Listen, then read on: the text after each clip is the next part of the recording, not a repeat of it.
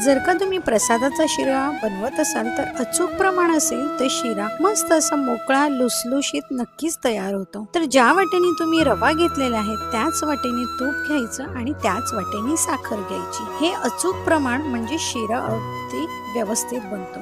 आणि त्याच वाटेने तुम्ही 2 वाटी दूध किंवा 2 वाटी पाणी किंवा 1 वाटी पाणी 1 वाटी दूध घेतलं तरी सुद्धा चालेल। दूध उकळत ठेवायचं आहे आणि इथे तूप मस्त असं तापून घ्यायचं आहे। तूप कडकडीत तापलं असेल की रवा लगेच त्यामध्ये घालून घ्यायचा, म्हणजे रवा छान भाजला जातो आणि वेळ सुद्धा जातो। त्याचबरोबर रव्याला अशी जाळी पडते आणि रवा सुंदर असा सोनेरी रंगावर भाजला जातो। लगेच 5 ते 6 मिनिटात रवा भाजला की त्यामध्ये गरम पाणी घालून घ्यायचं किंवा दूध वापरत असाल तर ते घालून घ्यायचं। एका हातात झाकण पकडायचं, म्हणजे येणारी जी वाफ आहे किंवा बुडबुडे आहेत ते तुमच्या चेहऱ्यावर किंवा हातावर येणार नाहीत, याची काळजी घ्यावी। त्यानंतर पाणी शोषून घेतल्यानंतर लगेच साखर घालून घ्यायची। साखर घालून घेतली की तूप बाजूने सुटायला लागतं आणि रवा फुलायला सुद्धा लागतो। 1 मिनिट झाकण घालून घ्यायचं आणि मग नंतर हवे असलेले आवडीचे बेदाणे